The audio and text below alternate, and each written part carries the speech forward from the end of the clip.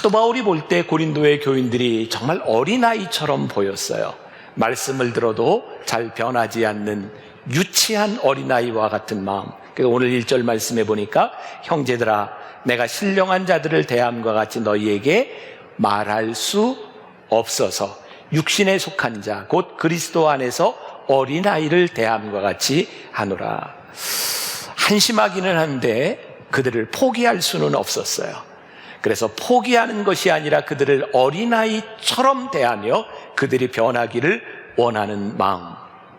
실망스럽기는 하지만 아직은 기대를 가지고 있어요. 아마 오늘 우리의 모습을 바라보며 우리들이 예배하는 것, 우리들이 얼마나 실망스러운 모습이 많이 있습니까? 그러나 우리를 향한 기대를 버리지 아니하시는 하나님의 믿음 안에서 우리들이 오늘 이 말씀을 나누어 보려고 합니다. 교인들이 목회자를 보면서 실망스러울 때가 있죠.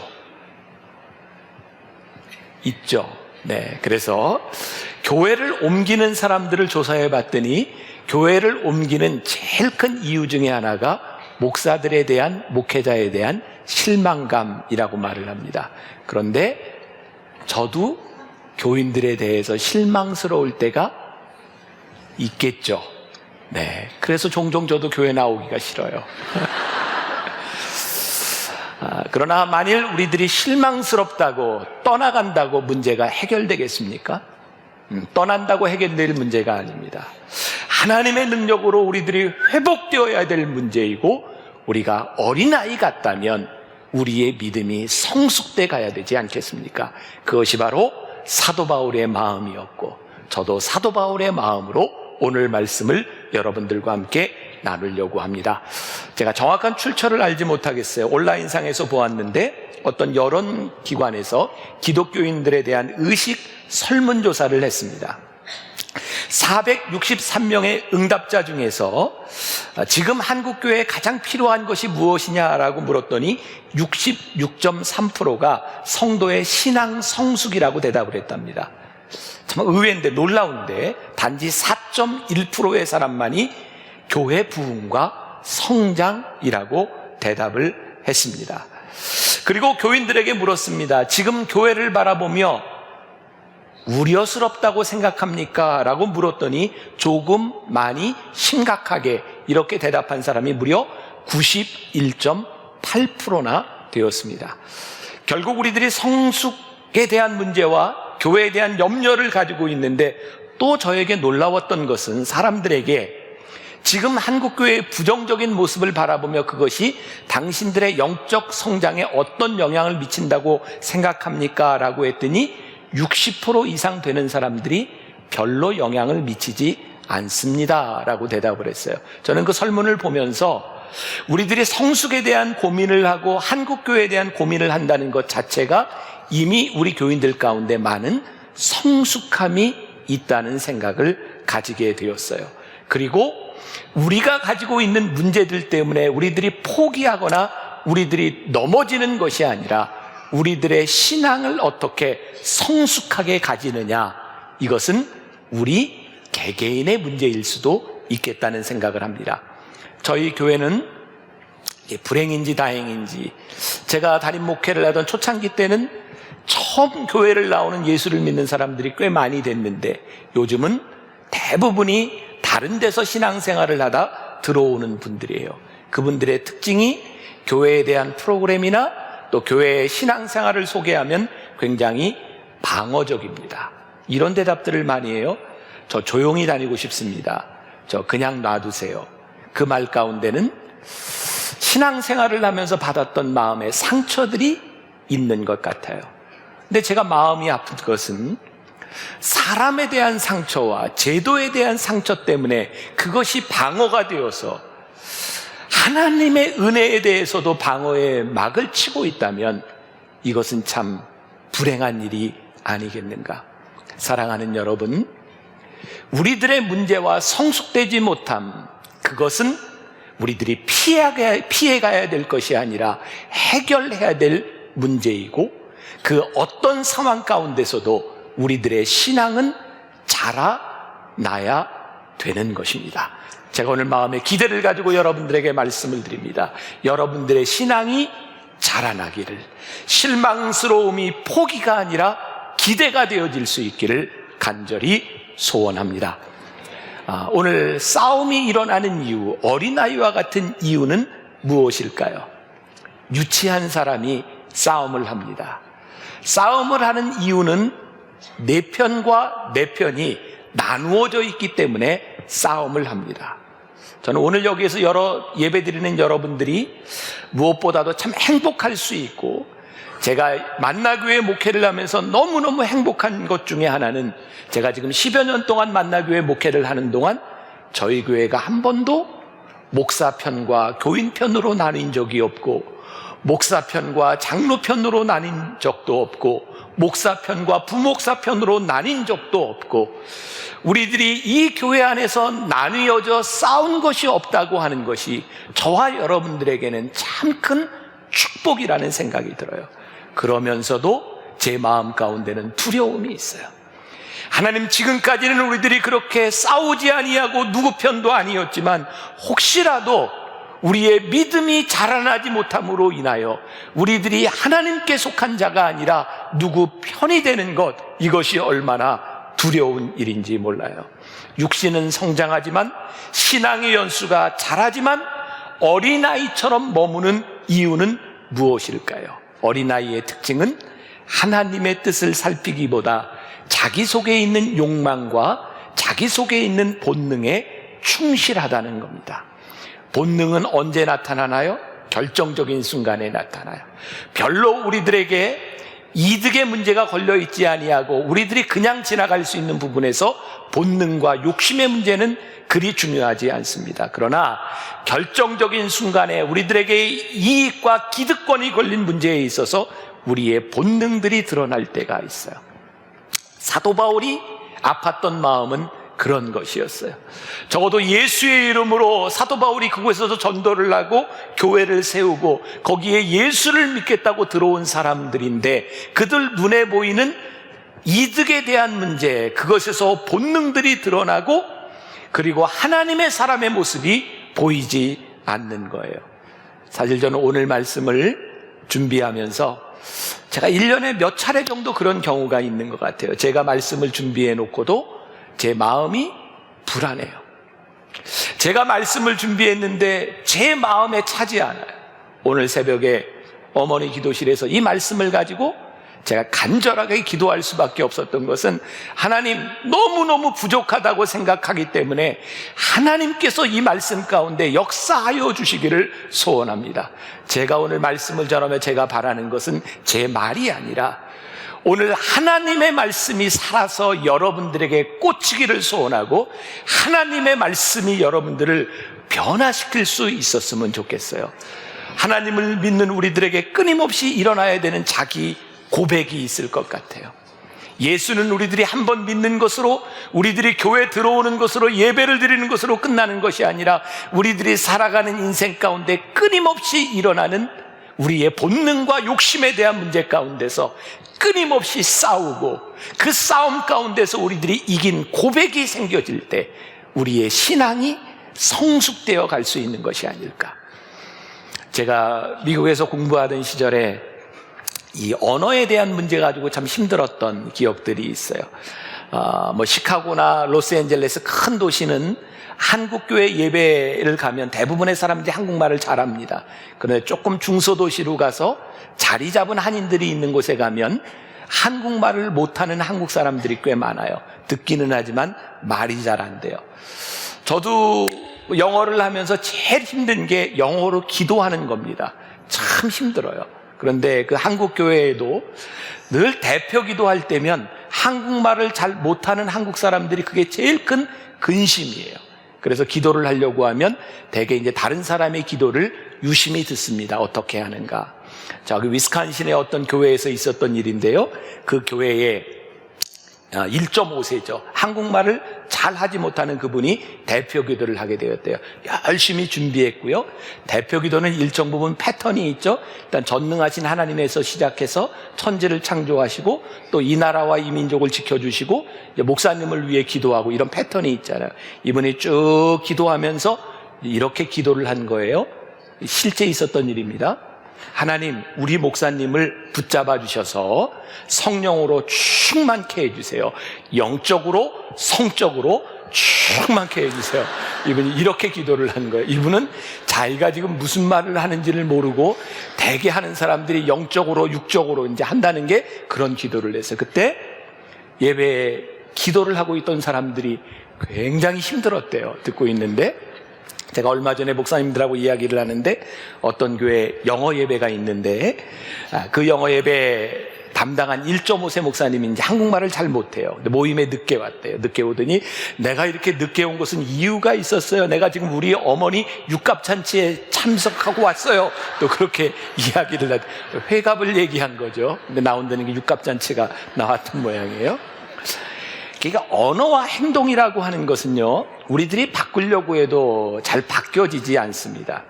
오랫동안 습득되고 우리들 가운데서 습성화된 것이 잘 바뀌어지지 않습니다. 그리고 우리들이 의식하지 못하는 상태에서 또 중요한 순간이 되면 우리들 속에 있는 가장 편안한 것들이 드러나게 되어 있습니다. 여러분, 우리가 예수를 믿는다고 하는 것이 왜 어려운지 아세요? 우리들이 예수를 믿는데 우리들이 예수를 알기 전에 알았던 우리의 습성들이 우리들 가운데 깊이 자리 잡고 있기 때문입니다. 그래서 우리들이 우리의 습성들이 살아나지 않도록, 우리의 본성이 살아나지 않도록 우리들이 어떻게 우리의 믿음을 성숙시켜 나가는가. 아마 이게 사도 바울이 보았던 가장 큰 고린도 교회를 향한 걱정거리였을 수도 있어요. 얼마 전 저희 교회에 새로 등록한 분이 자기를 소개하는데 자기를 이렇게 소개하더라고요. 저는 모태 신앙입니다. 이게 무슨 말인지 아시죠? 모태를 넘어서 모태라는 거예요. 3대라는 거예요. 근데 저는 모태를 모태로 알아들었어요. 이해가 되세요? 모태를 모태로 들었는데 대개 모태 신앙들에 대해서 우리들이 이런 말을 하죠. 모태신앙이라고. 모태신앙들이 되게 뭐 시키면 나 모태 이런 얘기를 많이 해서 모태신앙이라고. 근데 이분이 모태신앙이라고 하는데 저는 그 얘기를 들으면서 그런 생각을 해서 그래, 신앙이 한 3대쯤 내려가면 뭐 못하겠는가. 저는 그런 생각을 했어요. 적어도 신앙이 3대를 내려가면 내 자식과 내 손자에게 믿음의 인격과 믿음의 기본이 새겨진다고 하면 무엇을 못하겠는가. 문제는 우리의 신앙이 너무 얕다는 거예요. 우리들의 감정과 우리들의 본능에 의해 우리들이 너무 쉽게 움직여간다는 거예요. 그래서 오늘 우리들에게 주시는 도전이에요. 너희들이 어린아이와 같지 말고 어떻게 하면 너희들이 이 믿음의 뿌리를 올바로 할 수 있겠는가. 오늘 3절 말씀해 보니까 너희는 아직도 육신에 속한 자로다. 너희 가운데 뭐와 시기와 분쟁이 있으니 어찌 육신에 속하여 사람을 따라 행함이 있으리요. 육신에 속한 사람의 특징이 뭐라고 이야기하냐면 시기와 분쟁이라는 거예요. 여러분, 우리가 쉽게 하는 이야기가 있어요. 나 예수 믿어요. 예수 믿으세요. 여러분, 예수 믿는다고 하는 말이 그렇게 쉬운 말이 아닙니다. 예수를 믿는다고 하는 그 말 가운데는 나는 예수님께 속한 자입니다 라고 하는 의미를 가지고 있어요. 여러분, 초대교회에서, 고린도 교회에서 예수를 믿는다고 하는 것은 당시 로마 시대에 그들은 가이사, 황제를 그들의 주로 고백하고 있었어요. 그런데 예수를 믿는다고 하는 것은 더 이상 황제가 내 주가 아니라 예수님이 나의 주님입니다. Christ is the Lord. 주님이 내 주인입니다 라고 하는 말은 이제는 내가 주님의 명령을 따라 살겠습니다. 주님이 내 삶의 중심입니다 라고 하는 말입니다. 그래서 예수를 믿는다고 하는 공동체가 고린도 교회에 들어왔는데 고린도 교회에 들어온 그 공동체에게 무엇이 문제인가? 예수를 믿겠다고 들어왔는데 그들에게 계파가 있는 거예요. 나는 바울에게 속했다. 나는 뭐 게바에게 속했다, 아볼로에게 속했다. 왜 그럴까요? 사람들은 누군가에게 속해 있을 때 안정감을 가집니다. 특히 어린아이들은 저 사람이 내 편이냐라고 하는 것이 너무너무 중요합니다. 왜? 내 편이 나를 지켜주리라고 생각하기 때문입니다. 아마 초대교회에서 예수를 믿는 그 공동체의 아주 중요한 문제가 그들이 신앙적으로 믿음의 고백을 한 것이 아니라 이 교회 안에서 내가 누구 줄에 서야 안전한가를 생각했던 것 같아요. 제가 요즘 읽는 책이 있습니다. 하나님께 놀라다라고 하는 책인데 제목이 좋아서 읽기 시작했는데 참 좋더라고요. 그 책에 보면 이런 이야기가 나옵니다. 우리는 그동안 이런 고백을 많이 했습니다. 하나님께서는 우리에게 감당치 못할 시험을 주시지 않는다고, 감당할 만한 시험을 주신다고. 근데 그 책에서 이렇게 말하더라. 아니라는 거예요. 하나님은 우리들이 감당할 수 있는 시험만을 주시는 것이 아니라 우리들이 감당치 못할 시험을 주십니다. 그래서 감당치 못할 상황에서 하나님을 의지하도록 만드십니다. 하나님은 우리에게 아무런 문제가 없이 하시는 분이 아닙니다. 모든 일을 다 형통케 하시는 분이 아닙니다. 우리들이 해결할 수 없는 문제와 고통으로 우리를 이끌어 주십니다. 그리고 그 고통과 그 고통의 심연 가운데서 하나님을 의지할 수밖에 없을 때 우리들에게 믿음이 생기는 것입니다. 그때 우리가 하나님의 자녀인 것을 고백하게 되는 것입니다. 저는 그 책을 보면서 너무너무 좋았어요. 그래, 우리가 주님을 나의 삶의 주라고 고백하는 것은 나에게 아무런 문제가 없고 내가 문제를 해결할 수 있는 것이 아니라 주님이 나의 주가 되시기 때문에 그분에게 내 삶을 전폭적으로 맡길 수 있는 것, 그것이 우리의 믿음이고 우리의 신앙인데 우리는 예수를 믿는다고 하면서도 여기에도 걸어보고 저기에도 걸어보고 그렇게 살아가는 것은 아닌가. 우리들 모두가 그리스도에게 속한 공동체라고 하는 것은 무슨 의미인가? 저희 교회, 제가 만나교회 담임 목사가 되고 나서 매해 끊임없이 리모델링을 했어요. 교육관도 넓혀보고 어디도 넓혀보고 저희 교회 안에 찾을 수 있는 모든 공간들을 다 찾아서 이제는 한 평도 넓힐 수가 없어요. 그런데 넓혀도 매일 모자라대요. 이제는 더 이상 어떻게 할 방법이 없어요. 언젠가 저희 아들내미가 아마 고등학교 유스그룹에 있었을 때였는 것 같아요. 저한테 오더니 아빠, 저 체육관에 농구장은 만들어 놓고 우리들이 쓰지를 못해요. 예배 끝나고 나서 농구를 해야 되는데 다른 예배가 또 있고 농구를 하려고 그러면 밑에서 예배를 드린다고 이렇게 하지 말라고 그러고 도대체 저걸 왜 만들어 놓은 거예요? 담임 목사의 아들이 그런 불평을 하니까 담임 목사인 제가, 그러니 아들아, 아빠는 그 상황을 몰랐느니라. 다음 주부터 그 예배 시간을 옮겨주마. 그리고 다른 사람은 그걸 방해하지 못하도록 해주마. 라고 얘기한다면 제가 어떤 목사이겠어요? 제가 그렇게 할 수 없죠. 아이에게 이렇게 얘기했어요. 아들아, 교회는 너를 위해서만 존재하는 것이 아니라 우리를 위해 존재하는 곳이란다. 교회는 함께 예배하는 곳이기 때문에 누군가는 자기를 희생해야 되는 곳이란다. 만일 우리가 원하는 욕망과 우리들이 원하는 것을 주장한다면 교회 안에 다툼이 일어날 수밖에 없는 거예요. 제가 언젠가 어떤 집회를 갔던 교회가 있어요. 교회 건물이나 땅이 저희 교회 몇 배 정도 돼요. 교회는 저희 교회의 5분의 1도 되지 않습니다. 근데 놀라운 것은 그 교회가 공간 문제를 가지고 너무너무 싸운다는 거예요. 여선교회에서 딱 붙여놓고 여선교회실, 남선교회실, 무슨 실, 성가대실 붙여놓고 다른 사람은 거기에 들어오지 못한다게 하는 거예요. 여기는 우리 방이라는 거예요.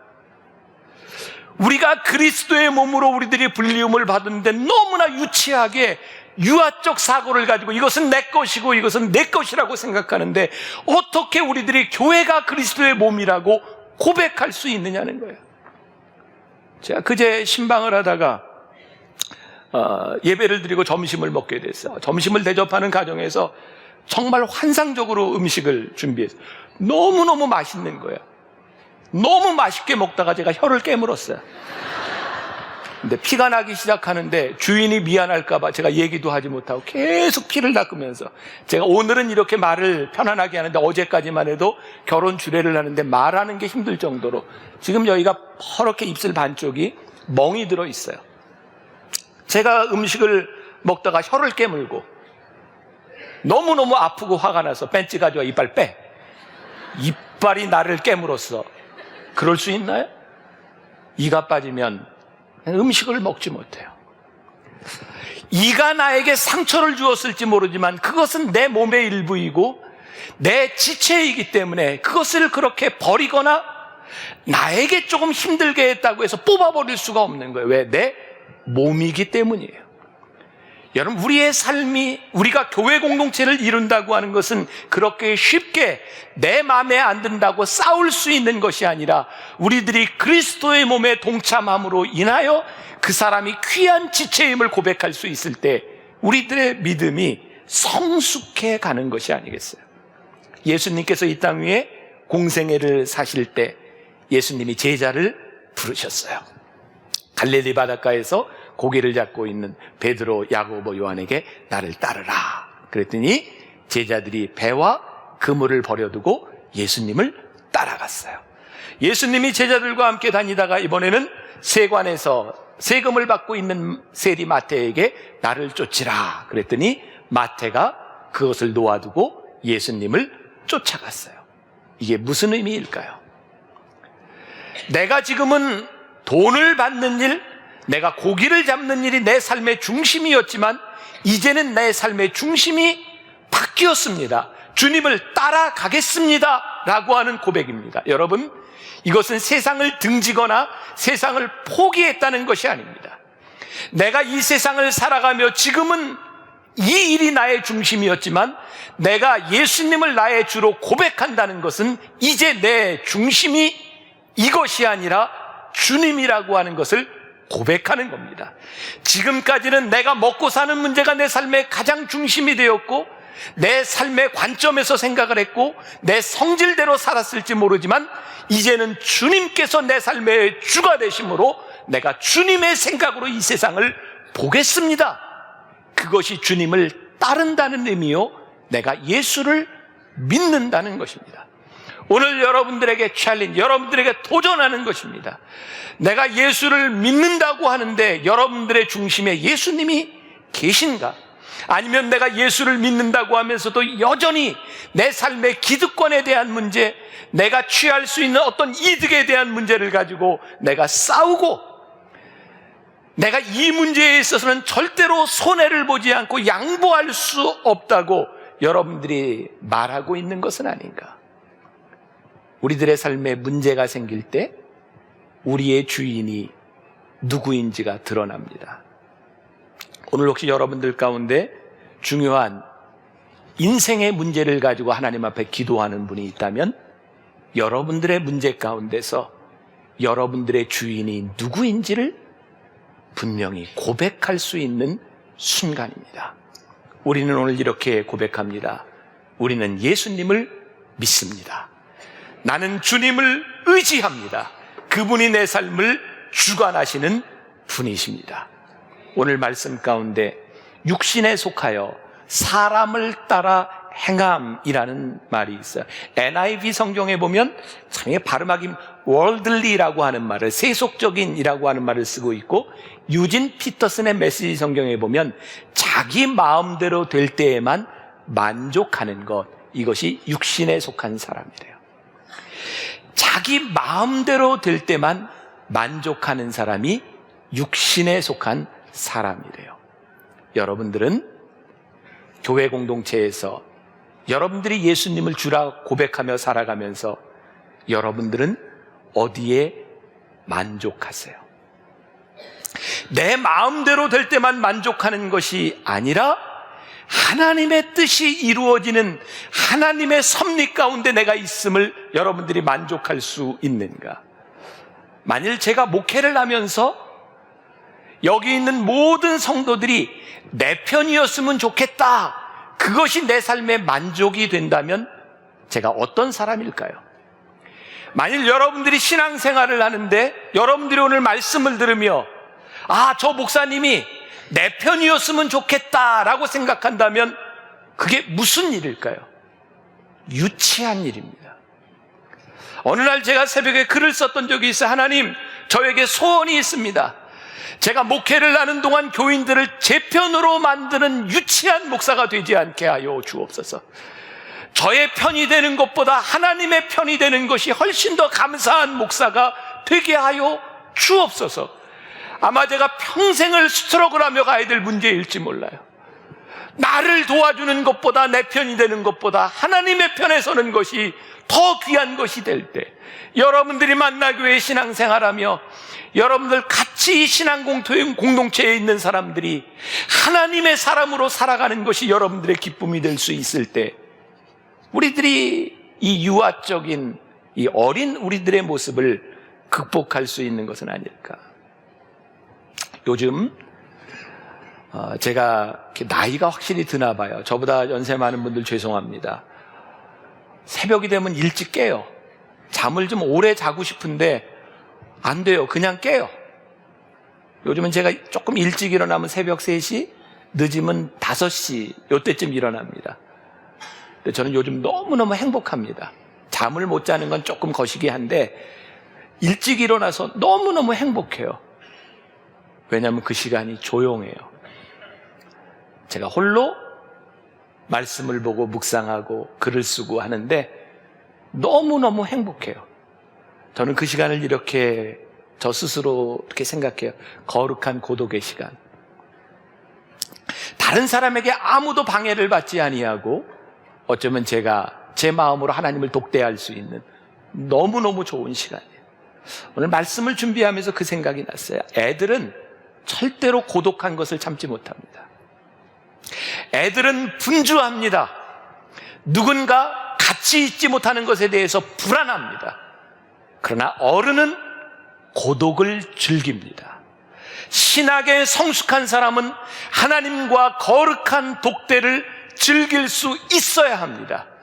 그때 하나님께서 내 삶의 주인이심을 우리들이 고백할 수 있기 때문에 그렇습니다. 여러분, 우리가 봉사하고 여러 가지 활동하는 것 너무너무 중요합니다. 그러나 더 중요한 것은 우리들이 하나님을 대하는 시간인 것 같아요. 자아가 살아있다고 하는 것, 오늘 본문 말씀 4절에 보니까 어떤 이는 말하되 나는 바울에게라 하고 다른 이는 나는 아볼로에게라 하니 너희가 육의 사람이 아니리요. 하나님의 주권을 인정하는 것이 아니라 내가 누구라고 주장하는 것. 예전에 이런 예화들이 참 많았어요. 미국의 성공한 기업인들, 신앙인들에 대한 예화. 미국의 백화점 왕이라고 불리우는 존 워너메이커라고 하는 사람이 있습니다. 아주 부자였죠. 기자들과 인터뷰를 하는데 존 워너메이커는 이렇게 얘기합니다. 나는 지금까지 투자한 것 중에 실패한 것이 하나도 없습니다. 그때 기자가 물었어요. 당신의 인생에서 어떤 투자가 가장 가치 있는 일이었습니까? 워너메이커가 말을 합니다. 내가 13살 때 이불 50전을 주고 성경을 산 일, 그게 내 인생의 가장 좋은 투자였습니다. 그랬더니 기자가 이렇게 말을 합니다. 나도 성경을 샀는데 왜 나에게는 그런 성공이 없었습니까? 존 워너메이커가 이렇게 말을 합니다. 나는 성경 속에 있는 말씀을 따라 살았고 당신은 단지 성경을 가졌을 뿐입니다. 주권을 인정한다. 우리들이 믿음을 가지고 신앙생활을 한다. 그게 무슨 말일까요? 여러분들이 성경을 알고 성경을 가지고 있다고 하는 그 말이 아니라 주님의 말씀의 권위에 대하여 우리들이 순종하고 말씀을 따라 살아간다는 것입니다. 오늘 말씀을 들으며 제 속에 느꼈던 느낌은 말씀을 아는데 순종하지 않고 따르지 않으면 주님을 모독하는 일인 거예요. 모를 때는 모독이 아닙니다. 그러나 알면서도 우리들이 주님이라고 고백하는데 주님의 말을 따르지 않는다면 이건 우리들이 주님의 인격에 대한 모독입니다. 우리들이 믿음으로 살아간다고 하는 것, 주님을 믿는다고 하는 것, 우리가 인생을 성공적으로 살았다고 하는 것은요, 여러분들이 지금까지 무엇을 얼만큼 이루었느냐에 대한 문제가 아니라 지금 여러분들이 있어야 할 자리에 여러분들이 믿음을 고백하는 자리에 여러분들이 있느냐에 대한 문제입니다. 그러면 사무엘상 17장에 보면 다윗이 골리앗과 싸우는 장면이 나오죠. 다윗이 이렇게 나갑니다. 이 할례 받지 않은 블레셋 사람이 누구이기에 살아계신 하나님의 군대를 모욕하느냐. 그리고 다윗이 물맷들을 들고 나아갑니다. 그가 화를 내고 분노했던 것은 그의 욕심에 대한 문제가 아니라 그의 주인이신 하나님을 모독하는 일이었어요. 그리고 다윗은 이렇게 나갑니다. 전쟁은 여호와께 속한 것인즉. 그 순간부터 전쟁은 다윗과 골리앗의 싸움이 아니라 골리앗과 하나님의 싸움입니다. 왜냐하면 주의 이름으로 그가 전쟁에 나갔기 때문입니다. 여러분, 신앙이 무엇이라고 생각합니까? 신앙적인 삶을 살아간다고 하는 것이 무엇이라고 생각합니까?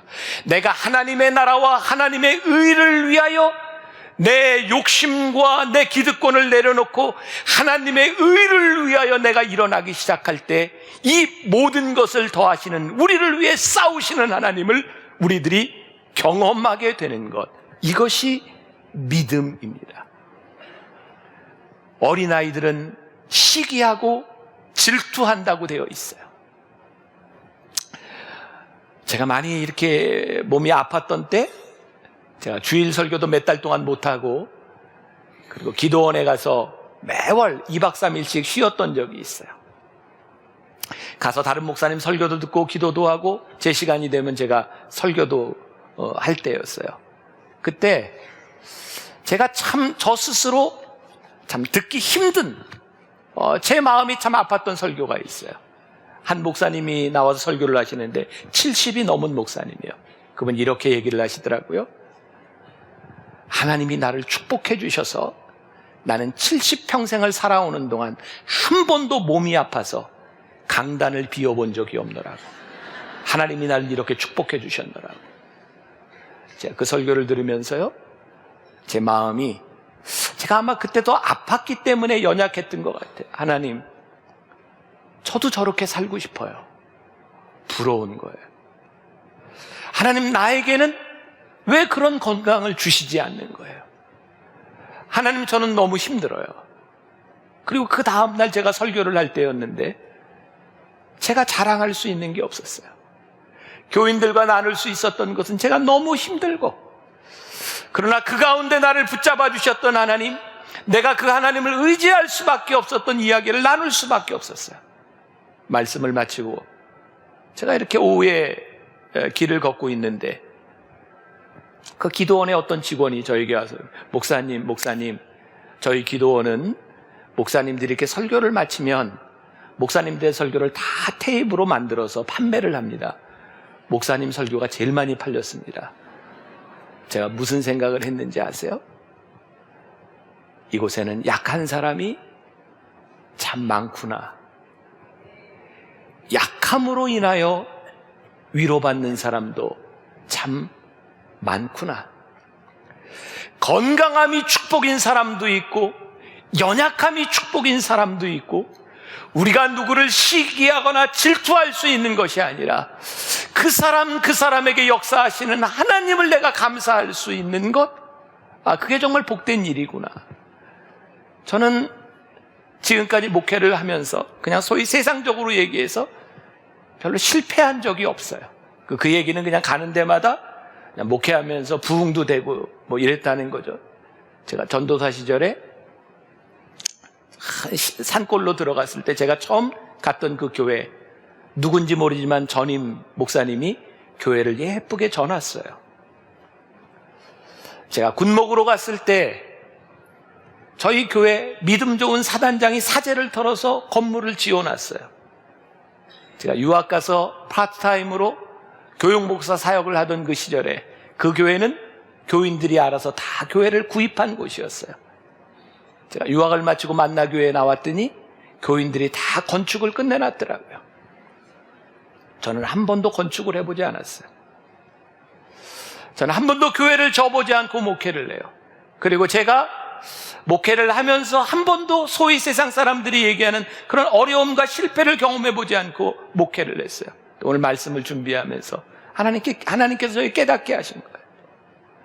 내가 오늘 이 교회에서 목회를 하기 위해 누군가의 피와 땀과 수고가 있었고 누군가의 헌신이 있었기 때문에 내가 지금 이 자리에 있는 것인데 내가 자랑할 것이 무엇이냐? 우리가 누구를 질투할 필요도 시기할 필요도 없이 오늘 우리를 그리스도의 몸으로 부르신 우리들이 하나님 앞에 믿음으로 올바로 선다고 하면 우리들이 어린아이처럼 내 편을 나누어 싸울 필요가 있는 것이 아니라 하나님 앞에 쓰임받는 그 사람을 축복하고 하나님 앞에 쓰임받는 그 사람을 위하여 내가 더 희생할 수 있고 내 몸을 내놓을 수 있을 때 하나님의 교회와 믿음의 공동체가 올바로 세워질 수 있을 텐데 오늘 여러분들과 함께 이런 꿈 나누고 싶어요. 지금까지 하나님이 우리 교회에 이렇게 역사하셨는데 앞으로 살아가는 날 동안 여러분들의 자녀에게 물려줄 수 있는 이 교회가 싸움과 분쟁이 있는 교회가 아니라 온전한 그리스도의 몸을 이루는 교회, 누군가의 사역과 누군가의 삶을 우리들이 축복할 수 있는 믿음의 공동체를 이루어가는 그런 교회, 사도 바울이 걱정했던 그런 교회가 아니라 하나님 앞에 칭찬받는 성숙한 그런 믿음과 교회가 될 수 있기를 주님의 이름으로 간절히 축원합니다.